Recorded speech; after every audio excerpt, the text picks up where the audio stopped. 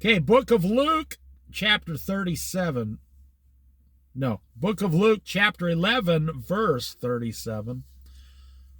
I'm going to finish up chapter 11 here. When Jesus had finished speaking, a Pharisee invited him to eat with him. Okay, now Jesus was Jewish, and they didn't eat with Pharisees. They're not supposed to.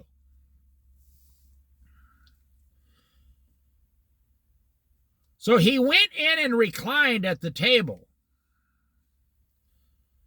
But the Pharisee was surprised when he noticed that Jesus did not first wash before the meal. Now, I'll bet you Jesus normally washes his hands. And he knows the Pharisees are really sticklers about, washing and disease and all this stuff. And it's not even so much disease. It's a washing ritual. God, it's just one more thing man's trying to do. Remember during the coronavirus, the pandemic, we started washing everything in America, and people were washing their hands up to like 25 times a day. And it was actually proven that it makes you sicker. Because I don't know if you know, there's a God puts a natural oil coating on your hands. And like when dirt and things get on your hands, how come it doesn't soak into your hand? Because there's an oil coating, on top of the skin that repels it. Like stick your hand in some water, cold or hot, it doesn't matter. Pull it out and it all starts draining off. You have like a really thin, oily coating on your body. But this Pharisee, they lived like wash your hands 25 times a day type of a lifestyle. And anybody, now this is funny, the Pharisee thought Jesus was a filthy person. Oh, look at that Jesus. He doesn't wash his hands. I never knew that Jesus was a filthy person. That's what the Pharisee is thinking, see? And I think Jesus didn't wash his hands on purpose to see what he would do. But the Pharisee was surprised when he noticed that Jesus did not first wash before the meal. Now, what's funny is, have you ever had to go to like the first time you met your wife's parents? You went over to your wife's family for the first time to eat like an official dinner. This is my boyfriend or my fiance. We're going to get married. And you're sitting in their house, right? And the whole family's there, and you're the only one that's never been there before. And what does your wife's family do the first time they meet you? Oh, they dissect every single move you make. They stare at you. They're looking at you. Because you're really asking permission to become one of them. Or vice versa, your wife goes home to your family asking permission to become one of your family clan. They were staring at Jesus like every move he made. Now, what I like about Jesus, and this is in the Bible several times, when Jesus was invited into someone's house, he goes right in like he owns the place, picks a seat and reclines in the chair at the table. He was reclining. It's one thing to sit there and you're all nervous, and you're trying. No, Jesus, every place he went to, he was reclining. Well, you go down to the furniture store and you buy a chair. They call it a recliner. And it's so comfortable and it sets you back. Well, that's funny. It's like Jesus,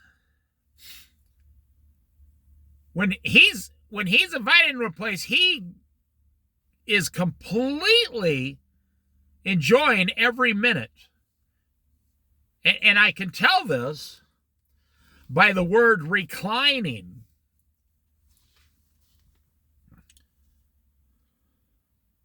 By the word reclining. So he went in and reclined at the table, like just kind of like, okay. I'm going to look forward to sitting here. I've been walking all day. I normally wash my feet, my hands. I'm going to really enjoy this. I'm looking forward to what kind of food they're going to make. Is that how you are everywhere you go? Well, you should be. You're not doing anything wrong. I mean, if someone invites you over for a dinner, shouldn't you, and you say yes, shouldn't you accept it with joy? So Jesus comes in. Now imagine going to your in-laws for the first time you ever met them. And you're a young guy, a young punk, in your early 20s. You just kind of reclining back. You go in and plop yourself down in your father-in-law's favorite chair and just kind of recline and start watching TV with his remote control. He's going to be looking at you like, what's the deal here? Why is my daughter marrying this hippie? That's what they're thinking about Jesus. Hey, did you notice he didn't wash his hands? He came into our house and he didn't wash his hands. Then the Lord said to him, now then, you Pharisees clean the outside of the cup and the dish, but inside you are full of greed and wickedness. Imagine saying that to your daughter, your future father-in-law, for the first time you see him. Hey, Dad, you're full of greed and wickedness. He'd probably go and start putting shotgun shells in his shotgun. So, putting you out the front door. This Pharisee invites Jesus in. He's reclining back, and he notices they're annoyed that he didn't wash his hands, and he says, you Pharisees are full of greed and wickedness. How's that for authority? How's that for showing his ultimate authority? You clean the outside of the cup and dish, but inside you, it doesn't say they, it says you are full of greed and wickedness. You foolish people, did not the one who made the outside make the inside also? God made your skin, and God also made all your muscles and organs inside of you. On a side note, we live in a society now that spends tens of billions, with a B, tens of billions of dollars a year on lotions for our skin, makeup, perfumes, lip gloss, eyeshadow, all tens and tens of billions of dollars a year trying to put stuff on our skin. And how many of these people say, well, God's in charge of my skin, God will take care of my skin? Almost nobody says that in today's society. You foolish people, did not the one God who made the outside of the also make the inside? But now as for what is inside you, be generous to the poor, and everything will be clean for you. You see, you shouldn't worry about cleaning your hands and stuff. Now, yes, wash your hands in some hot soapy water, but to say that it's a requirement to please God. That's what they're saying. They don't know God's in front of them, but they're saying it's a requirement. Hey, Lord Jesus, you didn't wash your hands. God's going to be mad at you. He's saying, no, God's going to be mad at you because you refuse to help the poor. You're good at washing your hands, but you're horrible at helping poor people. Now, these Pharisees, see, people who are always sticklers like this and stuff, they got bank accounts and money, and they count every, dollar, every dime. If you sit at their table, you take an extra piece of bread, they're counting it, boy. These people are living for the rules and regulations. Those are the kind of people I found in my life that have a lot of money, and that's where their power is. And I think, in my opinion, that's why Jesus pointed right to the poor. He says, you should give more to the poor. If you want to be clean, go give some of your money to the poor, and then God will be satisfied with you. So first he calls them full of sin, foolish, despicable, wicked, greedy. You are full of greed and wickedness. You're full of greed. They don't like to give what they're supposed to give. They like to spend it on themselves. Be generous. Be generous to the poor, and everything will be clean for you. Woe to you, Pharisees, because you gave God a tenth of your mint, rue, R-U-E, rue, and all other kinds of garden herbs. But you neglect justice and the love of God. You should have practiced the latter without leaving the former undone. In other words, can you give money to God without love? Can you give a tenth of what you have to God, but then turn around and hate your neighbor, who is also God's children, or he's trying to save them? Or God's creation, put it that way. Can you hate your neighbor and then turn around and give something good to God?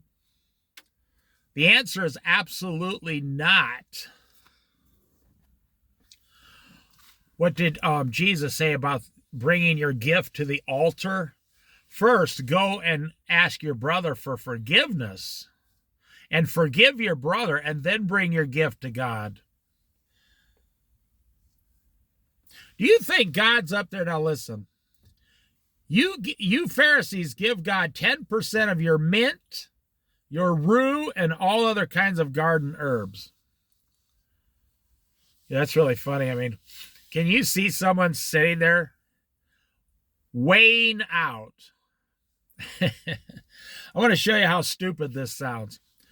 They're weighing, so you got like, I don't know, 80 pounds of mint.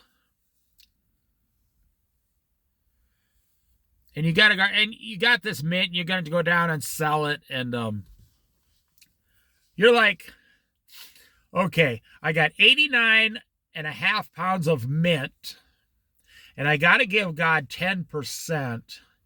So I need to give God 8.95 pounds of mint.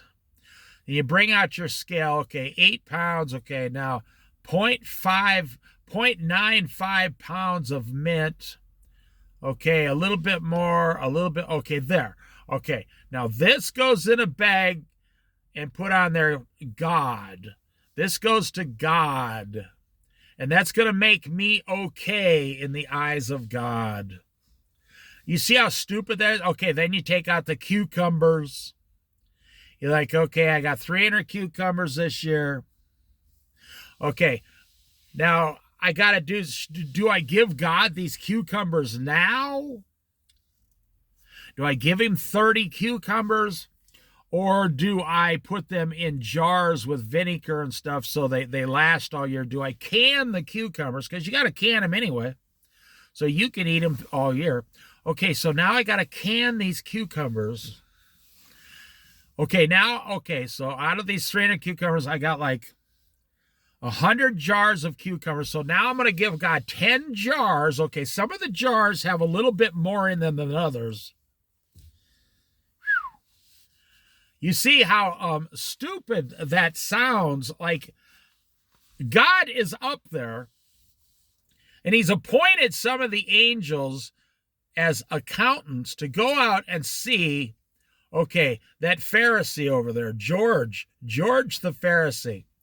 I want you to go look at his numbers, God says to some angel, and I want you to see if I got my 10 jars of cucumbers from George the Pharisee. Do you understand how stupid that sounds? God is not up there saying, did I get my share of cucumbers this year? So who are you giving the stuff to? You're giving it to the church to pass out to the people. You're giving it to the godly things. Well, back then they would give it to like the priests and stuff, serving God at the altar or in the synagogue or whatever. But you see, here's what Jesus is saying. They were so concerned about the 10% of their mint that they neglected the poor. I want to say that one more time slowly. I want you to understand this. The only thing God is concerned about is if you are taking care of the poor people. Do you ever think there's poor people not so God can give them something or make them poor, but to test the rich to see if they will help take care of the poor? You ever think God allows sick people to see if anyone will help them or take care of them? Do you ever think, people say, why does God allow death with children and poverty and sickness? And did you ever think that he allows that to see what the other people will do? Like if your parents, this is a big one, this is huge. If your parents are poor in today's society and you're over there making $100,000 a year and you give God 10% of your money and you don't give your parents anything, I'm telling you, God is saying you haven't given anybody anything. God is saying, I would rather have you give the 10% and then go give your parents some help. Go find out what your parents, require. Honor thy father and thy mother. If you have a sick brother or a sick sister, and they live in the same town as you, did you stop in to see if they're okay or they need anything? And they say, no, I'll be fine. I just got the flu for a couple days. Okay, but you don't understand. God is watching you. You're like, I need to get to the Safeway, the Albertsons, the Walmart, and I need to buy some more, fried chicken. And God is saying, but what about your sick mother across town, your sick brother? What about your sister who is sick and her husband left her? What about your sister? That's the question God is asking here. You should have practiced the first one without leaving the former, undone. Woe to you, Pharisees, because you love the most important seats in the synagogues and respectful greetings in the marketplaces. They invite Jesus over. They're trying to buy him off, is what they're trying to do. Hey, give the guy some French toast and some cereal. We're going to buy this guy off. Give him some of that Southern fried chicken. Hey, how'd you get into heaven? I brought me a bucket of chicken. Everybody likes chicken. They let me right in. I didn't have to do nothing. I just brought some chicken to heaven and they let me walk right in. Well, obviously, that's not how it works. Woe to you, because you are like unmarked graves, which people walk over without knowing it. There's another thing. God just showed his sovereignty and authority to you. You know how you go to a cemetery and you're not supposed to walk on the part the person's buried in? You're not supposed to walk on the part in front of the tombstone or the headstone. God just said every single person alive has walked on thousands of unmarked graves, don't even know about it. You know, I've been out in the wilderness a lot, or all over the Iowa Midwest prairies, or all over the Rocky Mountains. How many people in the last, 6,000 years have been buried in the ground? Way down in the ground. And you don't know it. And you've been walking on their grave the whole time, and you just don't know it. See, think of what God says. You were like, woe to you, because you were like unmarked graves. He's telling the Pharisees, you're like walking caskets. You give to God, but you neglect to give to those around you. And you're worried about the washing of Jesus's hands. I had an uncle, and he was a millionaire. It was my brother, my mom's brother. And we lived on a farm, so when you went in our house, you kept your shoes on the whole time. Have you ever been over to people's house where they make you take your shoes off to walk in their house? Man, oh man, I can't stand that. I'm out in the wilderness, I got some smelly socks, Now, we used to go up there on Christmas for once in a while, like 2 weeks before Christmas, so the adults could get together and just say stupid stuff to each other, and then all the cousins would play. It wasn't that much fun going there. My mom says, okay, now you're going up to your uncle's. You know they're going to make you take off your shoes. So I want you to wash your feet, put on some deodorant. I can hear you guys laughing. I mean, I was only 10 years old. Put on some deodorant, brush your teeth, and clean your shoes. And I was like, do I have to go? I don't want to go. My dad was a truck driver, and he had to put on some clean shoes and socks. And my mom would make me put on a brand new pair of socks. And then when you got to their house, there was a lot of fine things in the house, and there were certain rooms were not allowed to go into. Now, I liked my uncle a lot, but everything had to be a certain way with his wife, my aunt, and she wasn't really always friendly to the kids if they weren't her kids. And all my cousins grew up to be like dentists, lawyers. One of them married a guy who was almost a congressman. I'm not making any of this up. And you'd walk in, and what were they worried about?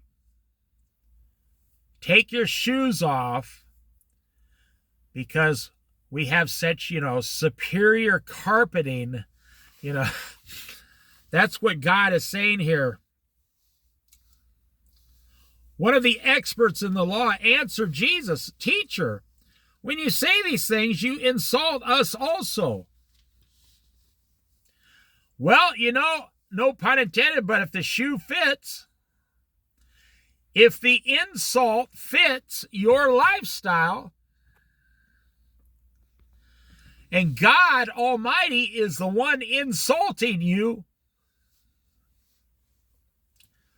then is it an insult, or is it the truth? Is God insulting you?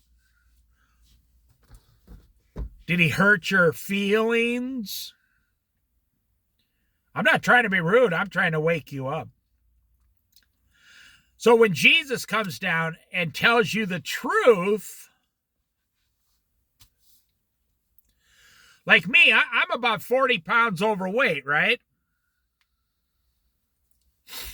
I mean, you guys know I'm overweight. I'm about 40 pounds. I'm like an average American. And, I'll have friends come up to me once in a while, around my age, and they say, hey, when are you going to lose some weight there, fatso? You see, I like it. It makes me laugh.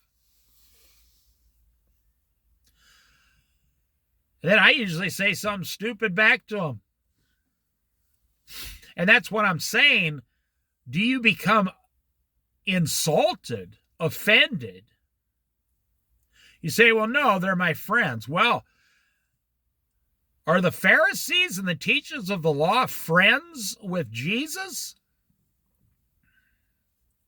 Jesus sits back and says, eats their food and drinks their drink and says, hey, listen, you're full of greed and malice and lust. You don't help your fellow man. You give very little to the poor. And they say to Jesus, yeah, but we need you to wash your hands, man. Do you see how stupid that sounds? So they says, teacher, you're insulting us. Well, what were they trying to do? Were they trying to get the truth? Hey, Lord, can you come over for, some goulash or some Italian meatballs, and we'll give you, we want to hear what you got to say. No, they didn't say that. I'm telling you, they were trying to buy him off by inviting him to dinner. The Bible says, when you are at a rich man's table, put a knife to your throat. And do not be a glutton. It says, just eat a normal small plate of food, because the rich man, this is right in the Bible, the rich man is counting every dime and dollar on your plate. I've told you guys this before. The Lord is my master and provides everything I need. And Jesus, my master, has never allowed anyone else to bless me after my parents. I am not allowed to get blessings from other people because the Lord is my master and he takes it very seriously with me. This is what I've been living my whole life after my parents. He wants to provide for me only. God is a very jealous God, because I've had people offer to give me large things or large amounts of money or go into business or this or that, and the Lord says, don't do it. Do not. I will provide what you need. Now that's to keep me humble, and I've never been without. I've never, ever, ever been without.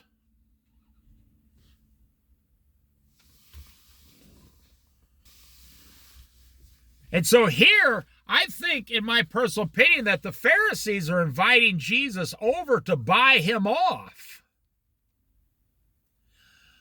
You see, the Lord told me once, do not allow another man to give you anything other than I, Jesus, your master, your King of Kings, because then they will say, I made David rich. That's my name, David. I made David rich. Oh, you know why Dave has that car? Because I made him rich and gave it to him.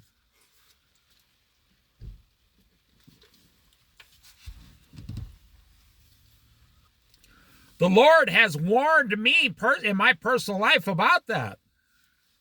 The Lord provided my parents. The Lord provided my wife, my son, a family for my son, my grandchildren. He provided me living out here on the Oregon coast. He provided jobs for me, everything I've ever needed. I've never received from the hand of a man. It's always been from God himself. But I'm saying, so I have personal firsthand experience with this.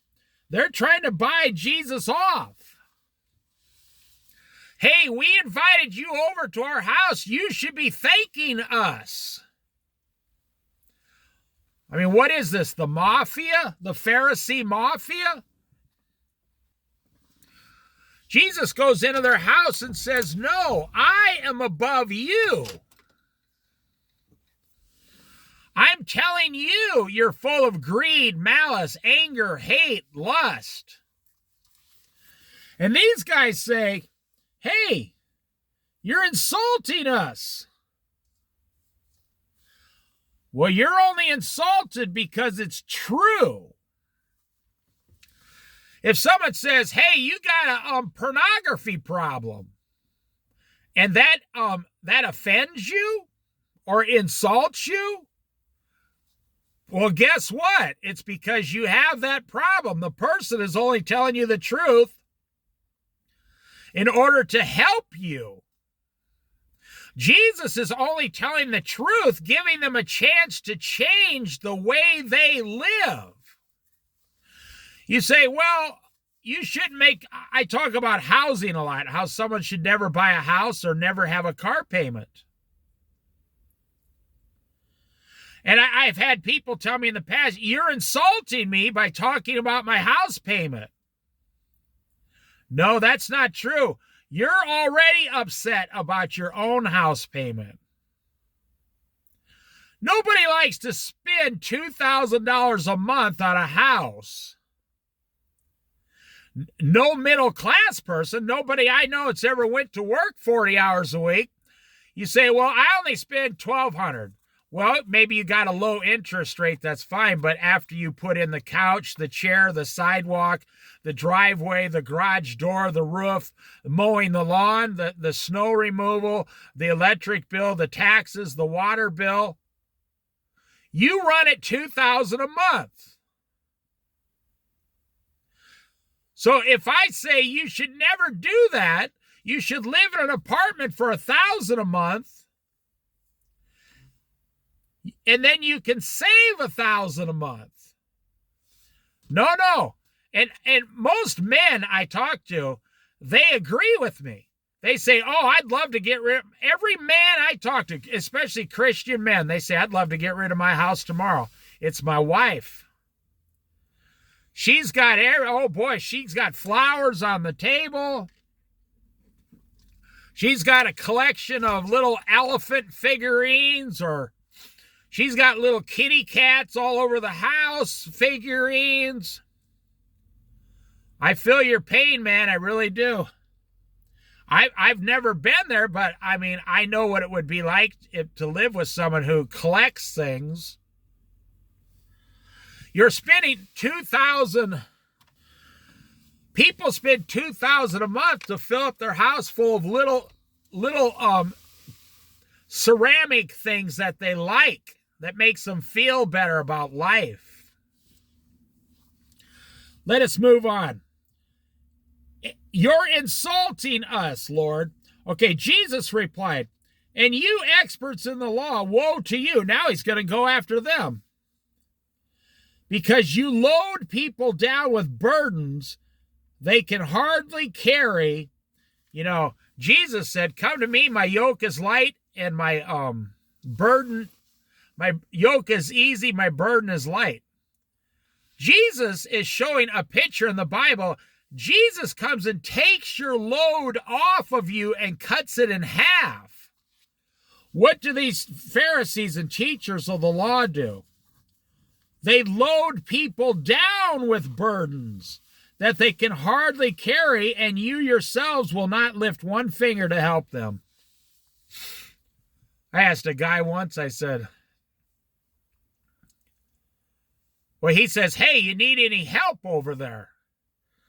I said, like what? This guy was lazy. He told me, he says, well, I could come over there and supervise the operation for you. I started laughing. I said, you mean you're going to come over, eat the donuts and just watch and tell people what to do while they're working? No, that's not going to go well. If you want to come over and lift some boxes, I'll have you do that. Oh, I can't do that. Oh, no. My back. It's my back. I can't do that. I had a guy who was having trouble moving once. He said, man, we've been trying to get out of our house for 3 days. I said, you want me to come over and I'll have you moved in 3 hours. He said, how are you going to do that? I said, is the U-Haul truck up to the garage door? He goes, yeah. I said, you have your family at home. I get off work. I will spend 3 hours. I'll be over at 4 o'clock, and at 7 o'clock, the U-Haul will be done, and you can drive it away. Everything in your house will be on that U-Haul. He kind of laughed. He says, well, okay. And I went over. I said, all right, jump on the U-Haul. I'm going to start carrying everything out of this house into that U-Haul to get you going. And I had his wife and his kids start boxing things. I said, let's go, people. We got 3 hours. He doesn't think I can do it. 3 hours later, you see, the Pharisees, teachers of the law, they wouldn't help you put those boxes on the U-Haul. We need people in this world who are going to put boxes on the U-Haul. We don't need people to stand around and point. No. I had my friend completely, his whole house was on this U-Haul. He says, I cannot believe you just did that. I said, all right, good luck in your new town where you're moving to. He moved back 1 year later. He said he should have never moved. It was a mistake. Woe to you because you build tombs for the prophets, and it was your ancestors who killed them. That's kind of true with the Native American Indians, actually. The United States government killed the Native American Indians, right? Whatever side of the issue you're on, it doesn't matter. We invented the repeating rifle, and we killed all the Indians. Well, at least, our great-great-grandparents did. Okay.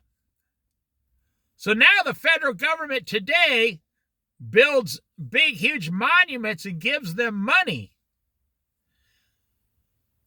Hey, sorry about killing all your ancestors. Here's $1 billion. I'm only telling you what God is saying here in the Bible.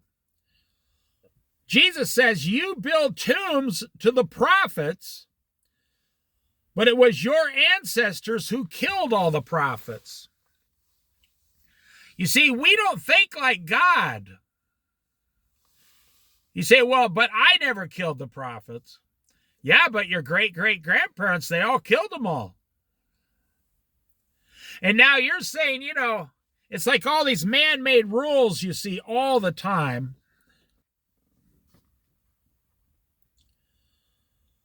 And you build their tombs. Because of this,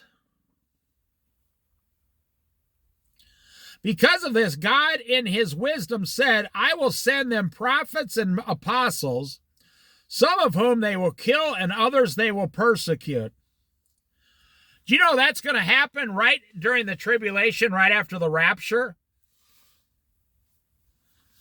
The very liberals in the world that claim liberty, freedom, right for abortion, right, freedom of speech, all this stuff, they're already started. You go to like Twitter or the X, thing now, or Facebook, anywhere. If you say the wrong thing on YouTube now, they will shut your channel down. Well, what about freedom of speech? They'll say, oh, no. You don't have the right to, say racist things. But what about freedom of speech? Now, obviously, I don't want to say racist things, but you can't even talk about any. If you call a man, if you say there's only 2 genders, In Canada, you can be arrested for that. They will now arrest you in Canada for claiming there's only two genders. It's a true story. Look it up. They've arrested hundreds of people already for claiming there's only two genders, a man and a woman.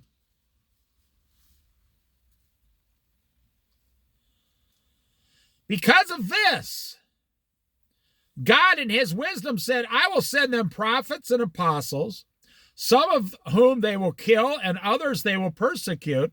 And that's what I'm saying.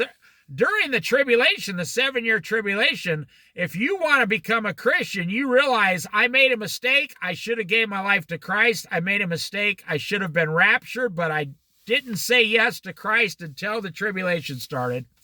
After the rapture, they're going to find you. They're going to persecute you. They're going to hunt you down and kill you for claiming Christ during the 7-year tribulation.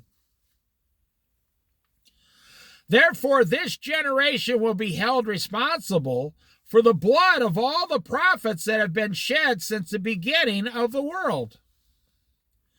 From the blood of Abel to the blood of Zechariah, who was killed between the altar and the sanctuary. You know, every person is murdered, God is watching. Yes, I tell you, this generation will be held responsible for it all. Woe to you, experts in the law, because you have taken away the key to knowledge. They wouldn't let the people have knowledge or wisdom. They only kept, it's like the Bible, the Roman Catholic Church 400 years ago. They would only allow a priest to have one big, huge Bible. They wouldn't allow people in the congregation to have a Bible. And so if you wanted to hear from the Bible, you had to go to church on Sunday, give some money, stand there, and listen to whatever you were being told. And honestly, 50% of all people didn't know how to read or write either anyway, so you just assumed that the priest was telling you something God wanted you to know. What a tangled web we weave of wickedness. We are a wicked, people, generation. Woe to you, experts in the law, because you have taken away the key to knowledge. You yourselves have not entered, and you have hindered those who were entering. You know, there's sheep and there's wolves. There's wolves, there's false sheep, wolves in sheep's clothing. What is the job of a wolf?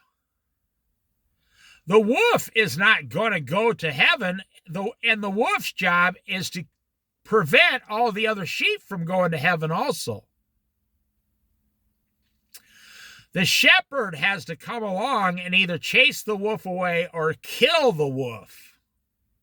The shepherd being Jesus Christ himself. You know, I'm down here at the river watching these little birds, you know, like these little sandpipers and stuff. They're walking up and down, and, you know, they're picking up bugs and little, you know, things in the grass.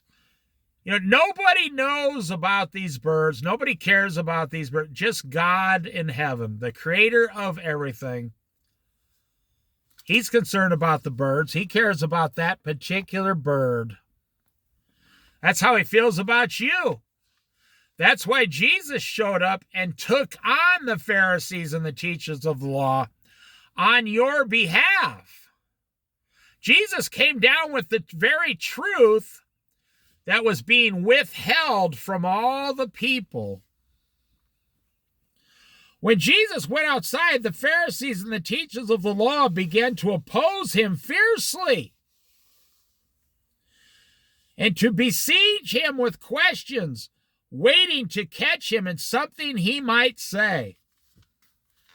Well, it's funny, just 1 hour earlier, just 1 hour earlier, they invited him over to dinner to pay him off and buy him off.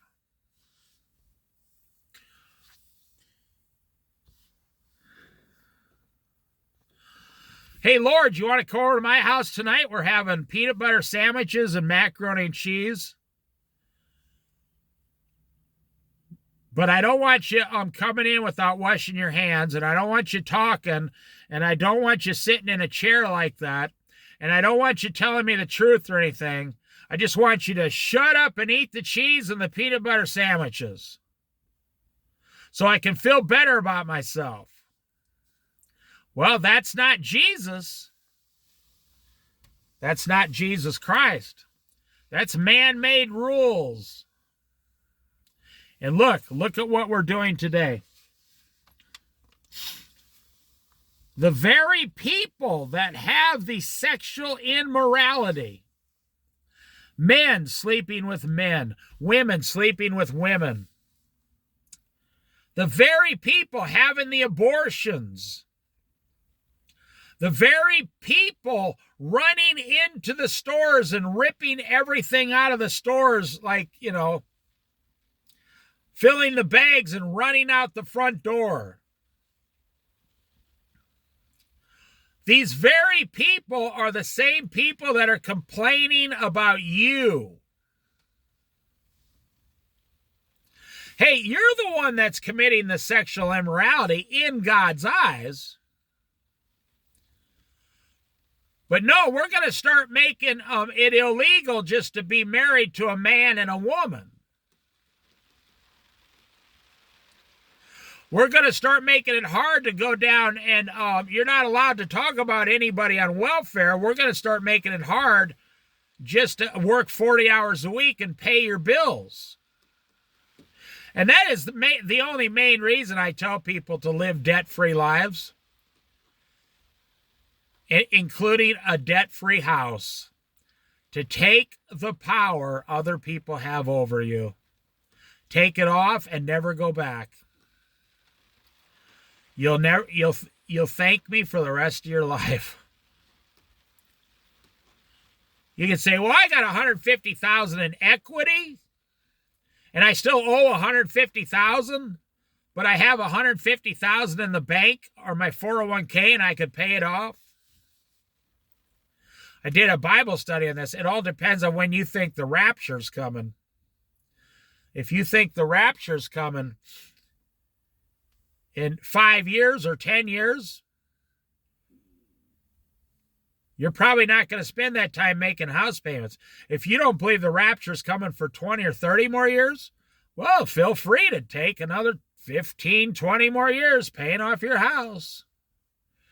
Just take all that time struggling and working to pay off that house. Well, there is one, at least the house is something you own. If the value goes down to zero, now I'm giving you some financial advice, so pay attention. If the value of your house, so if your house is paid off, right? 100% paid off.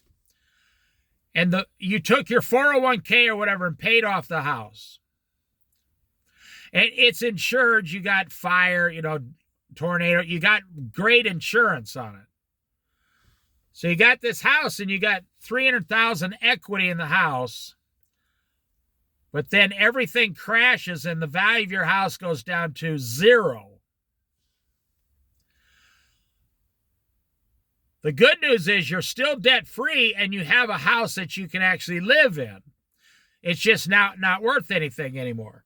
But you can live in it. You still have a place to live. But if you say, well, I'm going to keep paying on my house, you see, if your house is paid off, even though it goes down to zero, they can't come and take it away from you. But and you could have 30 of your family members living in that house because you were wise enough to pay it off, and nobody can come and take it. But if you keep all the money in your 401k, right? And your 401k, the stock market crashes, and your 401k goes to zero, it could happen. It could. They say it's like a 20% chance it could happen by the end of the year. Now, who says that? The other billionaires. So, and if your 401k ever goes to zero,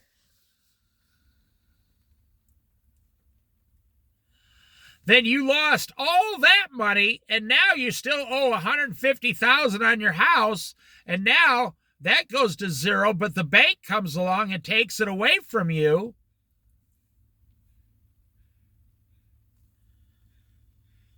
The bank takes it away from you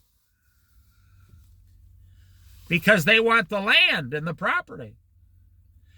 And now you don't have your 401k anyway because it crashed, and now you don't have a house because you owe too much. You say, well, how could that happen? Okay, well, think about it as a car.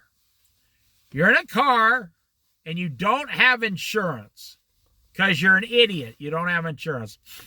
You're driving down the road, you crash and total your car, but you owe $28,000 on your car. So you go, and your car is now worth $300 to the junkyard. It was totaled, and you walked away completely, no injuries. Well, you see how you still owe $28,000 on your car, but the value is only $300 in junk metal to the junkyard? Your car is now worth $300, but you still owe $28,000. Well, if the stock market crashes, your 401k will be worth zero.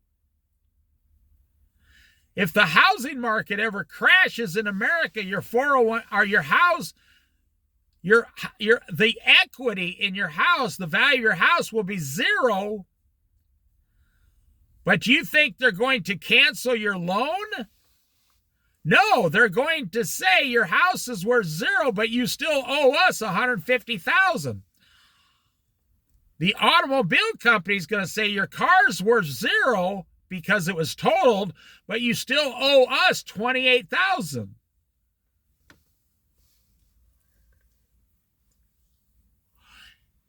And your 401k went to zero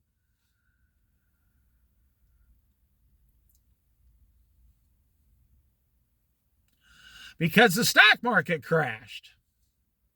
Like if the housing market ever truly crashes, the stock market will be 5 minutes right behind it. Or it'll go reverse. The stock market will drop out and then the housing market will drop right out. Do you know in Florida, Nevada, and there was 2 other states, I can't remember what they were. You know, in Las Vegas, Nevada, right after the Great Recession, housing prices dropped 80% within 3 years. 80%. A $200,000 house was now worth $40,000. I know a guy who bought 2 of them. $200,000 houses in like 2010 or 11 in Vegas were selling for $40,000 each, and now that house is worth $450,000. But what if you get caught upside down? You see, but if you go and sell your house, you pay off your house or sell your house, cash out your 401k, put all your money, you put the equity from your house, everything into a secured savings account in your bank, FDIC insured, and you got $250,000 in there, and you just rent an apartment, you're always going to have that $250,000. Even if the stock market crashes, your savings account, FDIC insured, is not attached to a 401k. It's not attached to a stock market, a money market bond. It's not attached to a CD, certificate of deposit. It's not attached to stocks and bonds. Not even savings bonds. It's only attached to cash, and the government will reimburse it if it happens to go away. You will always have that money. But when you're putting, 40% of your income every month into a house, you're just playing a game, and eventually people just don't understand. See, Jesus showed up and told them the truth, and they took him outside and began to argue with him vigorously. Why? Because he was lying? No. Because they were telling the truth? No. Because they were offended? Yes. Jesus said, if you think my words are offending you,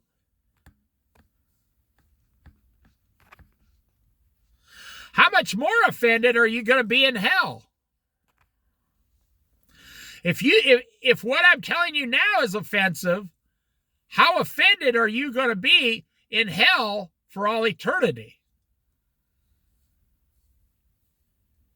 I want you to think about that, because people are going to hell. Don't you think they're kind of they're there right now? Don't you think they're kind of offended down there?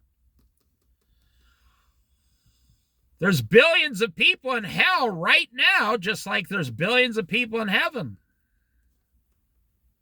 Don't you think the people in hell are offended that God has rejected their way of thinking? Oh, yeah. So if I'm telling you that it's possible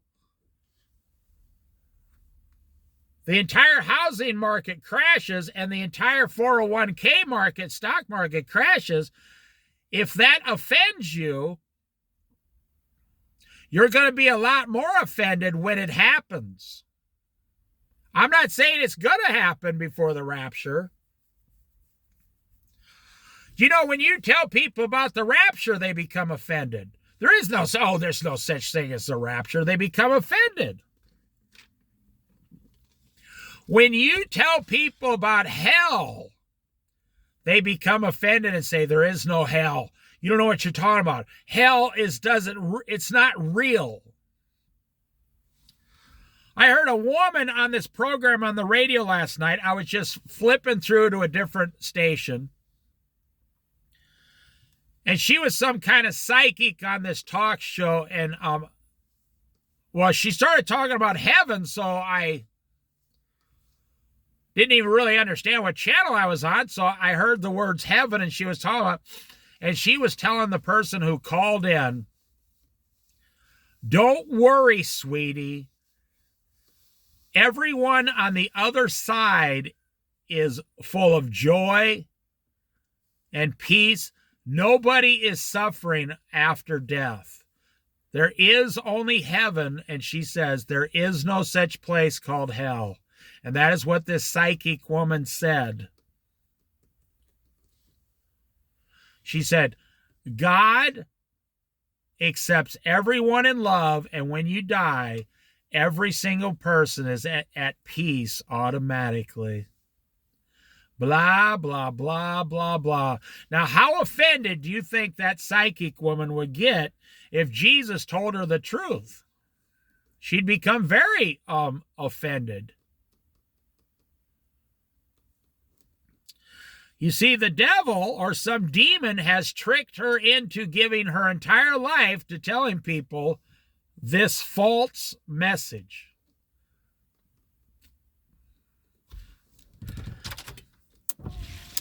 Jesus says in the Bible, in another sense, why does this offend you?